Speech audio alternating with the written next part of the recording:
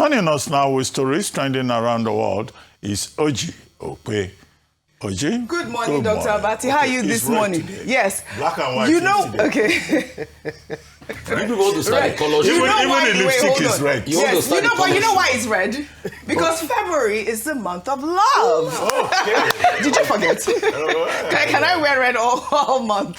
You know I love love. Dr. Abati cannot forget. He's a Valentine's lover Day. You know what we're doing in the month of love. Other flowers now, because there is a big rush. For who? Well, let's wait for Rotus to do the report. Valentine, it's a month of love. For you now. For me, Yes. for what? Okay, you don't like love. I buy flowers every time. Okay. And I don't segment my Do you love like for only love though? Valentine. Do you like love? For God so loved the world. Like, Ayomide, how are you this I'm morning? doing great. Thank you for Ayomide, reminding us. It's please. the month of love. The one we are talking Yes. about is man-woman love. Man-woman love. Romance. That's the Okay. essence of a man's life. Rufai gets married. That's what everybody's saying. At the end of the day, Is that the Okay, essence of a man's life? Yes, love. Love is so important. Very in life. In fact, you know, in Yes. China, they now have a wife's market too. I saw the story. I said I will recommend it to him and to Rotus. It's a wife's market Wife's where market. you can just go and get a wife free. that's a Is it fantastic serious? idea. I don't. Oh, free, no, Ayo, I don't did you subscribe actually to just that. say that? I don't, Dr. Abati. Wait, Okay, can I Google say- it. So They you have did a like wife's a market. shop, you Dr. Google- Abati, no, the no, last no, no. time we took this story about weddings, you were talking about condoms and things like that. No. What was that story? You said something about. No, please focus on your subject. We're talking about love. I don't want to discuss control. They are saying it as if marriage is a bed of roses. Be All right. careful, oh. Well, all You can right. hear allegations Love against Bill is a Gates that he was going Okay. to give antibiotics. Anyway, he's denied it. He was going to give antibiotics at the back after Russian guests. That's marriage, It's not the oh. model All right, of marriage. all right. Be careful, oh. Okay. Don't let them deceive you. At the oh. end of the day, love is a beautiful thing. We Well, know. all right. Well, good morning to you, viewers. Let's begin. What's trending? With a disturbing development from the presidency following a controversial statement made by presidential advisor Bayo Onanuga, who called for vandals to be shot on sight, sparking widespread outrage on social media. The statement came in response to viral footage showing the reconstruction efforts of the Ibadan-Ilesha Federal Highway after vandals cut and removed shoulder roads at the construction site. Well, in the video posted on Friday, officials from the Federal Ministry of Works expressed frustration, calling out individuals destroying work being done by the federal government. Let's take a look. These vandals, they cut part of it, they remove the one they could remove. There are some, let me come closer. See, now they will use hacksaw to cut the one that is very solid, very solid that they cannot remove. But the one they can remove, they remove it entirely. And these are starter bars. This is a very bad thing that they are doing. Well, in a swift reaction on Sunday, Bayo Onanuga posted on X. He wrote, "Just shoot these unconscionable vandals, thieves at sight. They are worse species of citizenship." Well, this post has ignited a public spat between Bayo Onanuga and former Vice President Atiku Abubakar's aide, Phrank Shaibu, who condemned the statement, arguing that as a government spokesman, Onanuga cannot call for citizens to be shot on sight. Well, here's Phrank Shaibu's post on X. He wrote, "Bro, Onanuga, as a government spokesman, you cannot call for citizens to be shot at sight. That is not law enforcement. It is lawlessness. Anyone who talks like this has no business in public office. Nigeria is not a killing field. Crimes are handled through arrest, investigation, and the courts, not instant death orders from reckless statements. Today is vandals. Tomorrow, it could be protesters, critics, or anyone who disagrees. Honestly, this is worrying. I just hope you haven't joined the smoking gang." Well, Dr. Abati, later on that Sunday night, Shaibu, critiqued Onanuga's phrasing of, shoot at sight instead of shoot on sight, prompting Onanuga to fire back, calling Shaibu a foolish boy, insisting both usages are correct. I mean, we are now moving into grammatical debate in this sort of conversation. But the main issue here is the government spokesperson calling for vandals to be shot at sight or shoot on sight. I mean, it's really, really worrying, Dr. Abati. Okay. Well, I think shoot on sight is the correct expression because you use British expression here in Nigeria, not American. Not American. So it's shoot on sight. Correcting it's shoot on sight. However, who are you to do that? However, the basic thing to note is that to say people should be shot on sight amounts to recommending extrajudicial killing. Yes. Or recommending jungle justice. And there's nowhere in our jurisdiction that is allowed. If a man commits a crime, there's something called due process. Correct. He's taken through due process. But Nigerians will say even when you commit a crime, they take you to the police station, from police station to court. The justice administration's process is likely to fail. So many Nigerians have now resorted to extrajudicial killing and jungle justice so that when they catch somebody, including one chance people, I think some of them were caught in Abuja the other day. Yes, people just took the laws into their hands. So I think it is wrong to recommend that people should take the laws into their hands. We must always have respect for due process so that we don't give fuel, oxygen to policemen who are always trigger happy and we think that they can just engage in summary execution. Right. So I'm sure Mr. Onanuga, he will probably not make that kind of mistake again. He's talking about infrastructure vandals. Yes. Now, it's very unfortunate that in this country, when government is trying to help Nigerians, they don't want to help themselves. Look at Third Mainland Bridge, where they've done some video monitoring thing, and former governor, now Minister Umahi, and his team have done a lot to. People go there to go and steal things. Yes. Now, it's so frustrating. Some people will just say, look, just shoot these people. You will be the red line in Nigeria. Nigerians want to understand that it's for their own benefit. They will go there and uproot the rail lines. They will say they want to go and use it to make spoons. But at the same time, our justice system should work well so that we don't feel so desperate to say, look, these criminals, these vandals who want to frustrate government and sabotage other Nigerians should be shot on sight. So let's summarize by saying Mr. Onanuga was obviously speaking out of emotion and concern, but it is not a lawful thing to recommend. All right. Well, I'll come to you. Speaking about Nigerians who don't want to help themselves and also infrastructure. Here in Lagos, multiple areas, including Oshodi, Maryland, Ikotun, Lekki, Jakande were severely affected by catastrophic floods over the weekend, leaving commuters, especially in Oshodi, stranded for over 6 hours in gridlock as streets turned into rivers, with vehicles submerged in knee-deep waters. Frustrated commuters abandoned their vehicles and waded through the flood waters, while others spent the entire day trapped in traffic. Let's take a look.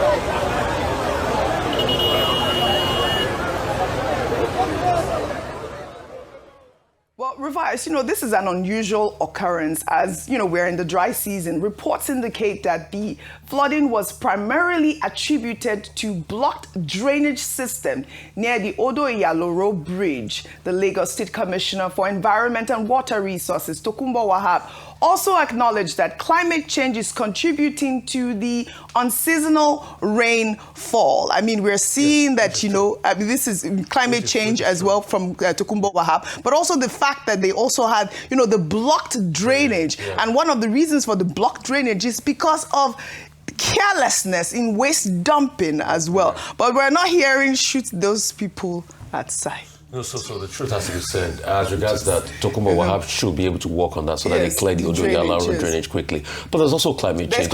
It rained overnight in February, and you're wondering what is happening. It rained in January. It rained last night. It rained last night. Yes. So the truth has to be said. Climate change is a big deal. And so for all those climate change skeptics, let us fix it.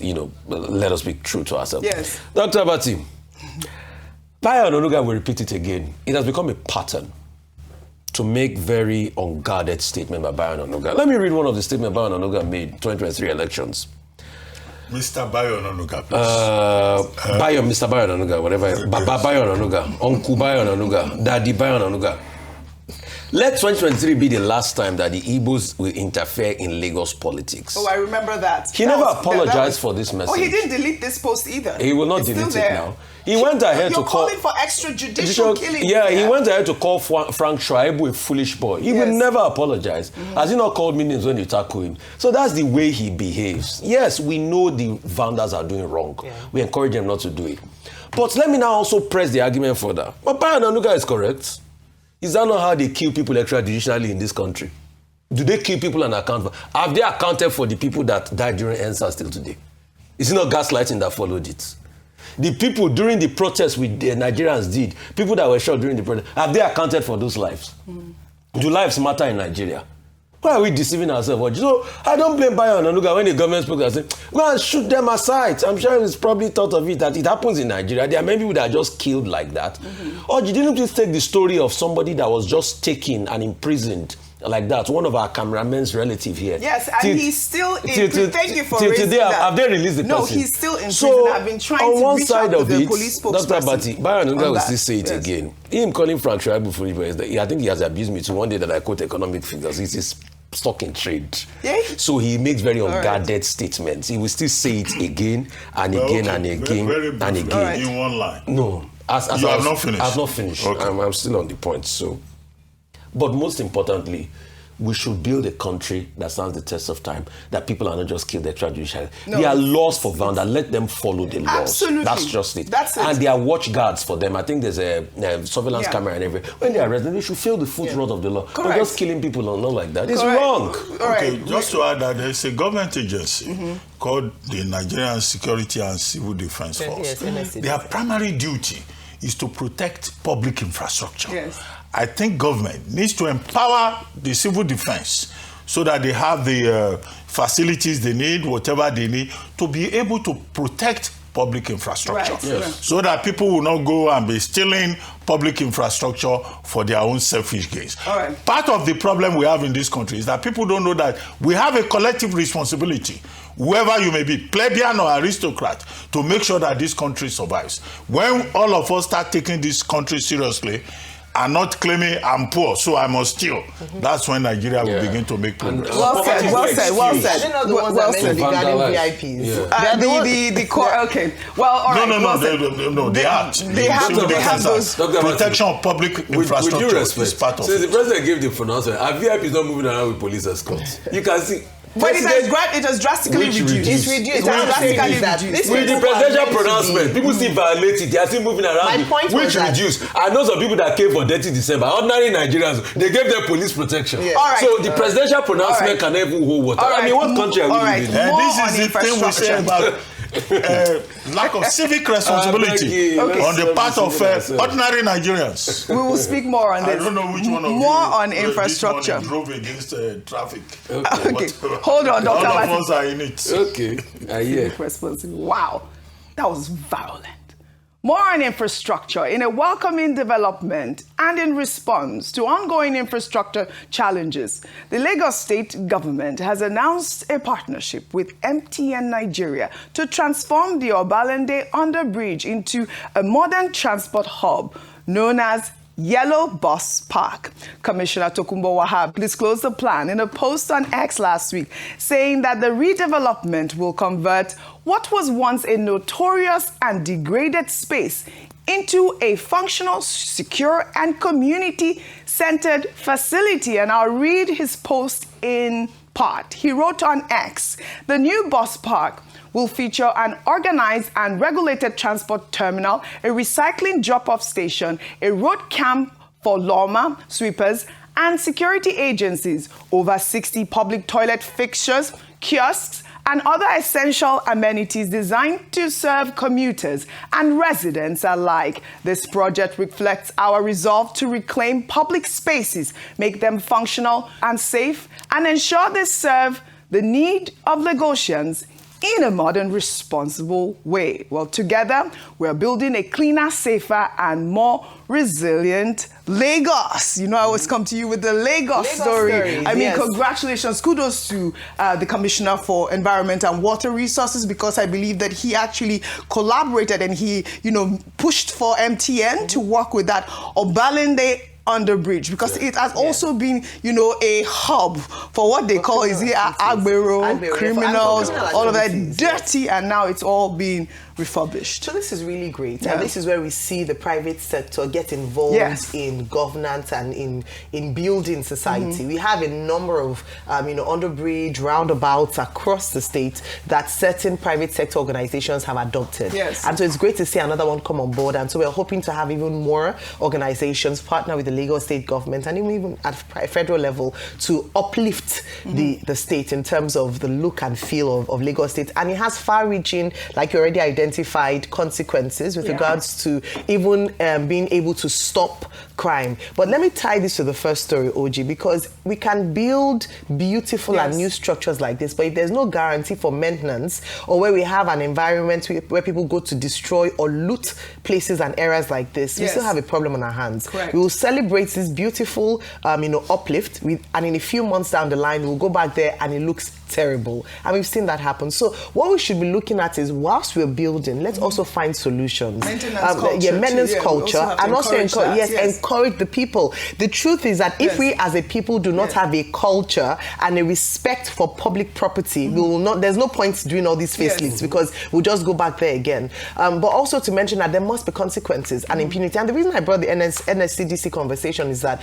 remember the reason for the police being taken away from VIPs is that let them face what it is that we're recruited for. If the NSCDC is distracted by protecting VIPs, who is going to protect the infrastructure? Who are the people that are going to do that job? So we still have a recycling of problems. Again, making a case that let the VIPs go and pay for private security, protection. Private security guards don't carry guns. Well, we can have conversations about that, but let them do that. They're not going to license guns for private security guards. We can begin to work out the details, but we need our NSCDC, our police, to do the work that we're recruited for. And so kudos to the Lagos state government, kudos to MTN for financing this project. We want more of these collaborations, not just in Lagos state, but across Nigeria. But very importantly, can we maintain the infrastructure? Yes, I love that public-private sector engagement. Yes, it's good you have commended the Lagos state government, the MTN Yellow program as a good example of corporate social responsibility.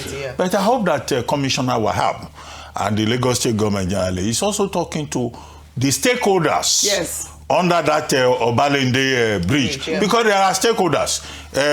They say they will do bus parks. Have they spoken to Alhaji Adekunle Sego, who is the chairman of National in Lagos? Have they spoken to MC Oluomo, Chief Akinsanya, who is the man in charge of a National Union of Road Transport Workers? Because they are saying they will move the touts out of the place. The stakeholders are important. The people doing business in the place also, they need to be considered. Because Obalende under bridge is a major ecosystem. It's a major but the whole idea about urban renewal is welcome. Urban reinvention is welcome.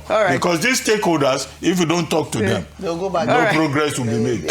Well, I'm sure that the Commissioner for Environment and Water Resources, Tokunbo Wahab, is listening, and I hope that he goes to speak with but those are the real MC stakeholders and the owners of Lagos, so they will have talked to them. The real stakeholders. Well, all right. Those ones control Lagos. The real stakeholders. You guys get so excited with MC Oluomo. What is it? I disagree with that. But there's also a video in Enugu that I saw, the same video in Kano State, where he's organizing, these motor park guys in their uniform, and they were marching and really looking solid. I think he has found a way to, really regularize that. Institutionalize it. What can we say? Kudos to the Commissioner for Environment and Water Resources, Tokunbo Wahab. Now to politics.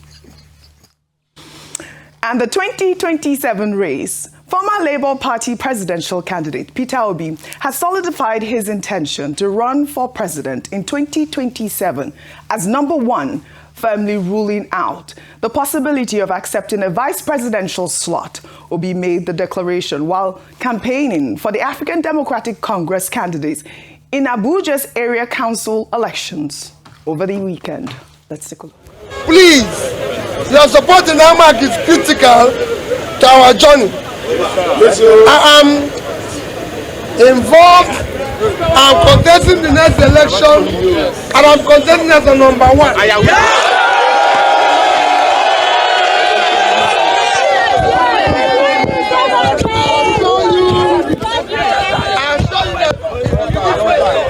When I come back, you will see it. Thank you. I assure you, thank you very much. Well, Peter Obi's declaration comes as he criticized President Tinubu's international engagements this January. In a lengthy post on X, Obi had questioned why the president spent 23 days abroad across 2 separate trips while Nigeria grappled with mounting kidnappings, insecurity, and 2 national grid collapses. The president had returned to the country over the weekend after his state visit to Turkey, which began last Tuesday with the goal of strengthening economic ties between both countries. Tinubu made headlines after he tripped and fell on a blue carpet during the Guard of Honor inspection in Ankara while walking alongside Turkish President Recep Tayyip Erdogan. The president arrived at Abuja's Nnamdi Azikiwe International Airport on Saturday evening to a crowd of senior government officials lined up to receive him, a spectacle that has sparked heated debate online. Well, an ex-user, Obiasogu David, posted a series of tweets, with one of them comparing Tinubu to South Africa's president, Cyril Ramaphosa, with a caption. This is South African President Cyril Ramaphosa departing South Africa on a state visit to Namibia. How many government officials did you see line up to give him a handshake and shine teeth like roasted egos? Let's take a look at that video.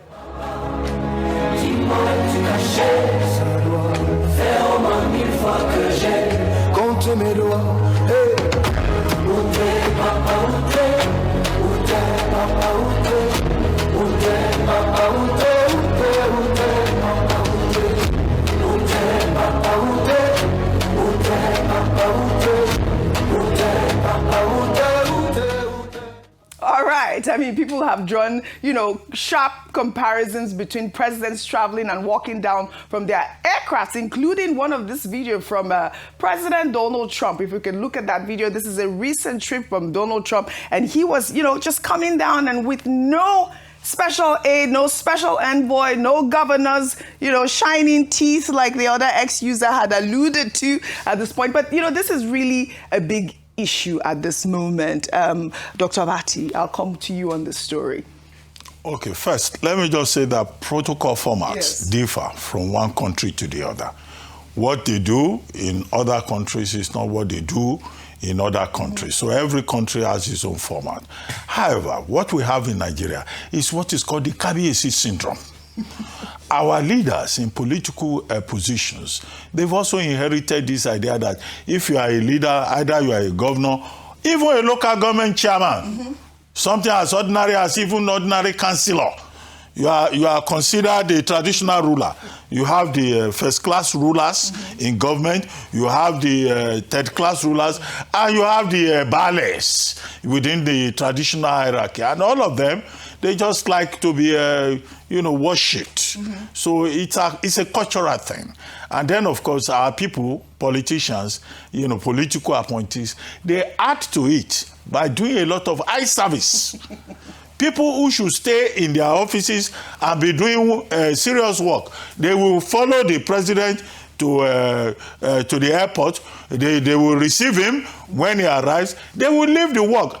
In fact, somebody should do a study. It will be a good master's student thesis to find out how much time is devoted to sycophancy, just going to say, Kabiyesi, at every time. In fact, do you know that some Nigerian governors, they leave their states?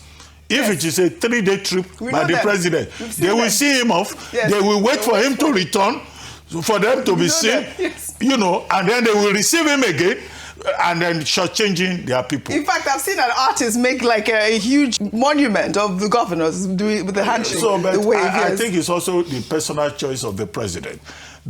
Another president can just say, look, I don't want this crowd. You people stay in your offices. Exactly. When I return, I just come back. You can come and see me in the residence. Not for them to use petrol that we, the long-suffering people of Nigeria, bought with our money to go to the airport and back just to say, welcome, sir. No. It's a Kabiyesi syndrome that should be addressed. Absolutely. Well, you know what? Staying on Nigerian news abroad, the Nigerian High Commission in South Africa on Monday settled its outstanding utility debt after the city of Tshwane disconnected its electricity supply. The disconnection was announced in a post on X by Mayor Nasifi Moya as part of the city's campaign targeting major debtors, eliciting a flurry of reactions online, with many raising questions about Nigeria's diplomatic missions abroad, as this marks the third time in recent years that a Nigerian facility in South Africa has faced power disconnection over unpaid bills. I'll take a post on X by Buchi, who wrote, when Tinubu reportedly spends over 34 billion naira on foreign trips in just 2 years, the real problem facing Nigeria becomes obvious. It's not that the country lacks funds. It's that those in power choose to put personal comfort first. Public resources are drained through reckless spending, while every sector of national life continues to deteriorate. I mean, this tweet follows a new Punch investigation report, which revealed that the presidency spent at least 34 billion on foreign exchange purchases for international trips over a 2-year period from 2024 to 2025. The report, which reviewed Nigeria's public payments portal, GovSpend.com, found the transaction included foreign currencies for official trips, flight operations, ESTA codes, and logistics for top officials, international engagements, while the presidential air fleet accounted for several multi-billion naira transactions on certain days alone. Rufai, we're seeing this sort of conversation out there. 34 billion naira. Why would you be surprised in a country that lacks accountability? Most of these trips are personal trips. Mr. Bayo Onanuga again came out to tell us that President Tinubu was going to Europe, as if we are daft fools in this country. We're going to Europe. Europe will be a continent. We eventually saw him in France. Wait now. You know, the person that they are bringing the wife to come and miss doesn't stretch neck. Take it down. Let's take it down. Then after some time, when they felt they wanted to impress themselves, not us, the president now have a private dinner with the president of the same private dinner that they couldn't even get a proper picture, that they use AI to spruce up and make the picture look better. They didn't get a proper cameraman with the picture. You know, we first dragged down before they finally admitted that it was AI that they used. And I released the picture. Then he now stayed there, He stayed there for the first 15 days of the year. He now went to Abu Dhabi. As he went to Abu Dhabi, he came back. 8 days later, he went again. In the month of January, just 8 days. 15 days out. The question Nigerians have not asked is, what did he go and do? Is it 15 days out? Peter Obi said it was 23 days out. No, 8 days. He only spent 8 days. In Nigeria. The first 15 days and the remaining days. Yes, so they said in a total tomorrow, 23 days. Yeah? He spent our money, he spent our forex, he spent our fuel. And that plane, very big, Airbus, they drink fuel. He spent all of our fuel. He paid parking charges with our money for a private holiday. What did you go do? I'm sure they took the picture so that they will say, you are talking to the president of Rwanda, investment, working trip. That's what they would. What is he always going to do in France? At least we have a right to ask, how will they pay South African consulate money? Where most of the money is being used to run the president, 34 billion. I made the calculation, Oji. 34 billion will build close to 300 schools. Right. More, basic level schools, close to 300 schools. That's what the president, he has just burnt it. He can't account for it. Okay. All right. So we are asking, what country do we want? If we say all of this now, the next Bayo Onanuga will come. He will tweet, foolish boy. Foolish boy. Yeah. I want to say something quickly on the South African story. On just to give a context. Anyway, we paid the money back. Yeah, we have. They've restored power. But it's a shame. And the truth is that you can't give what you don't have. This is what we're used to doing here. Recall that even government agencies were owing local discos such that they put out a circular. But what we do here is that we silence them rather than pay up our debts. And that's something we couldn't do in SA.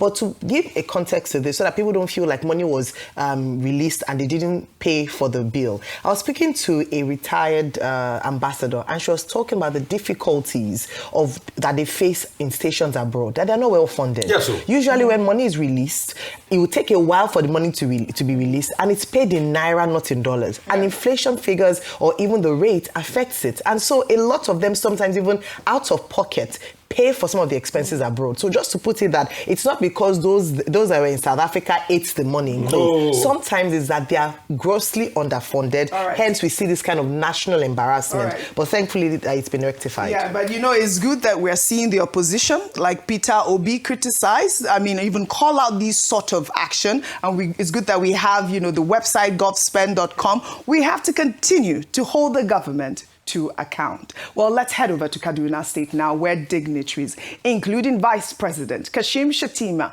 World Trade Organization Director General Dr. Ngozi Okonjo-Iweala, and former Archbishop of Canterbury, Justin Welby, were all in the state over the weekend commissioning projects and praising Governor Uba Sani's administration. The Vice President officially commissioned the Tudumbiri Resettlement Scheme, featuring 133 housing units, educational facilities, and modern infrastructure for victims of a 2023 military drone strike that killed over 100 people during a Prophet Muhammad birthday celebration.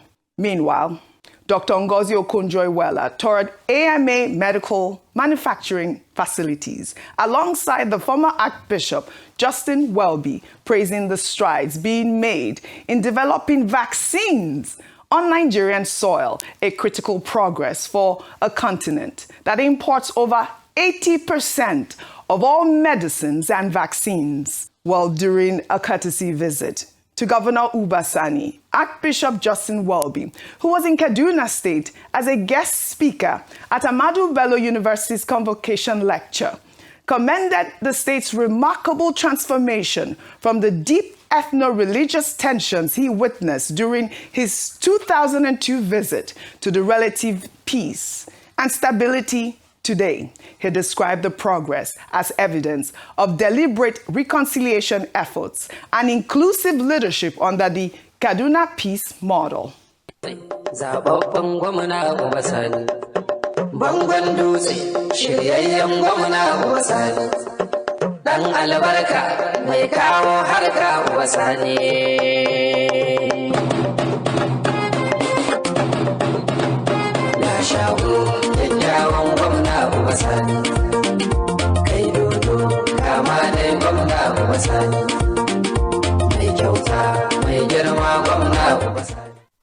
Well, all three dignitaries praised Governor Uba Sani's commitment to peace, healthcare, infrastructure, and inclusive governance. Congratulations to Kaduna State and Governor Uba Sani on these achievements. Well, still in Kaduna, under milestones, we celebrate Dr.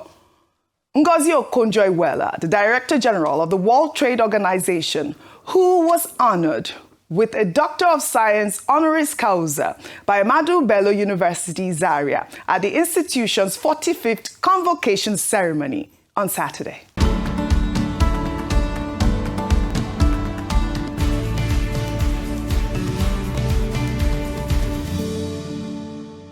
Dr. Okonjo-Iweala, who also served as the pre-convocation speaker, delivered a powerful lecture on Thursday, January 30th. In a post on X, the former Nigerian finance minister expressed her gratitude to the chancellor of the university, staff, and other dignitaries, but most of all to the students who showered her with a rousing welcome.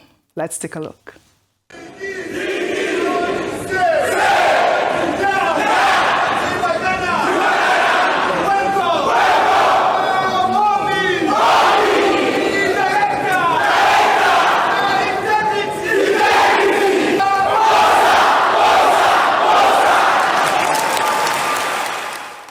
Wow, congratulations to Dr. Ngozi Okonjo-Iweala on this well-deserved honor. Her recognition by one of Nigeria's oldest and most established universities comes as she continues to make history as the first woman and first African to lead the World Trade Organization. This is so amazing. You know, woman on top, woman power. Really, really commendable achievement. Even if it's an honorary degree, she was there in Kaduna State, touring the facilities, bringing, you know, the manufacturing industry there to the global stage. And again, kudos to the good people of Kaduna State and, of course, Dr. Ngozi Okonjo-Iweala. Let's take our good news report now. In a major achievement, 18-year-old Nigerian-American race driver Ugochukwu has won the highly coveted 2025 Formula Regional Oceania Trophy in New Zealand.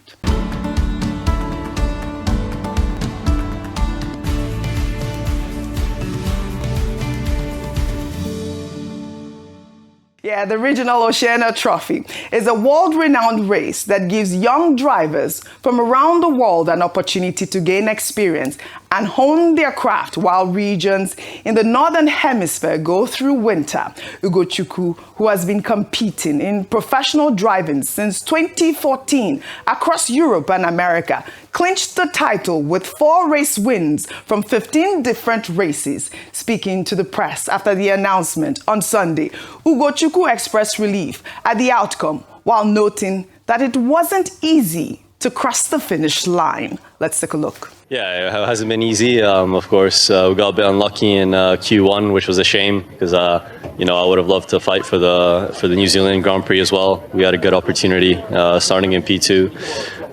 But yeah, you know, I had to, you know, put it behind me and look at the big picture and at least, you know, get the championship, and that's what we did. I be king, I'm the best my generation ever seen.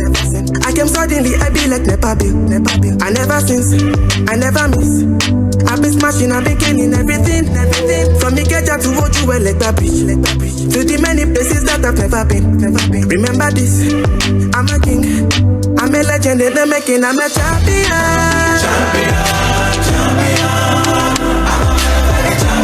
Remember this, I'm a king, I'm a legend in the making, I'm a champion.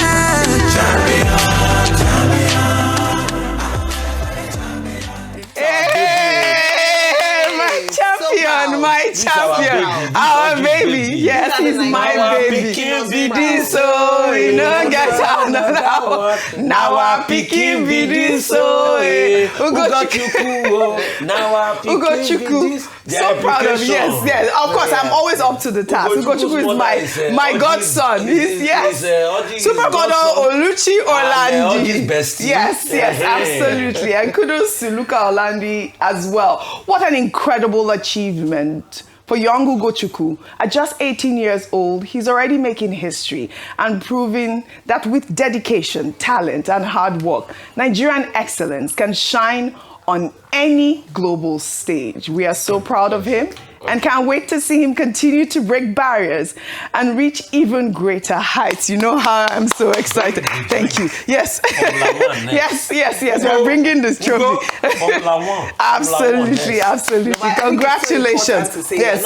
He also will be a model and inspiration to other young Nigerians. And this is how young people can actually make the name of Nigeria really great on the global stage. Absolutely. So we salute that. We're celebrating, you know, Dr. Ngozi Okonjo-Iweala on one hand, also celebrating celebrating him as well, on the other hand, for taking us on the global stage on a good life. Just be careful with this claim that Nigerian, this and that. Yes, he's our son. He's American Nigerian. No, he's Nigerian. He's American, Italian, Nigerian. He's also Italian as well. Okay. All right. But the thing is that Nigeria is very quick to claim people when they do well abroad. He is identified as an American talent. But he's our Igbo son. He's our Nigerian son. But if he were in Nigeria, without his height, will he have been able to do regular formula or formula original? They will have been calling him Baba Giga in the neighborhood. They will say, with this your height. All right. Nigeria, where will he do formula? You were the one celebrating Shabuzi. Well, all right. No, that one is music. We want to see formula racing too along Lagos Calabar. Lagos Calabar. It's an inspiration. Other young Nigerians will see him and say, because the Gochuku did it. In any case, let us groom talents at home. Let us not wait for people to groom our talents for us. And then we'll say, his mother is from my village. His father is a cousin to my grandfather.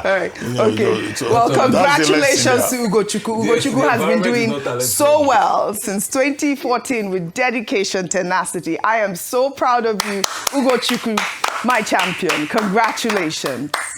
Shall we now take our final story? Shall we take Dr. Batik? Shall we take our final story? Can we do that? All right, we'll take our final story now.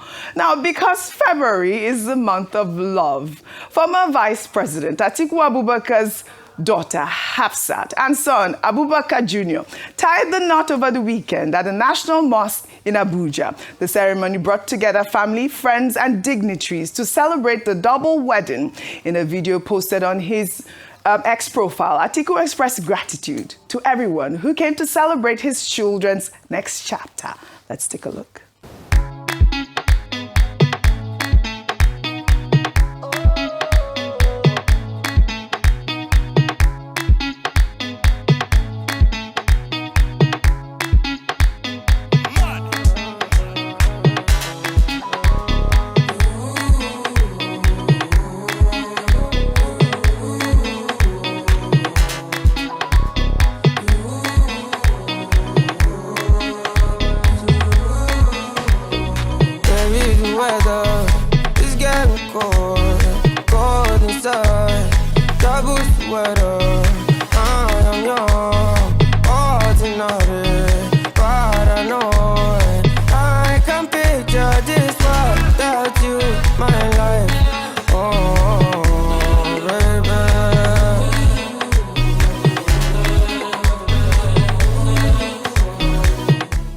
Like I said, I love weddings. Congratulations.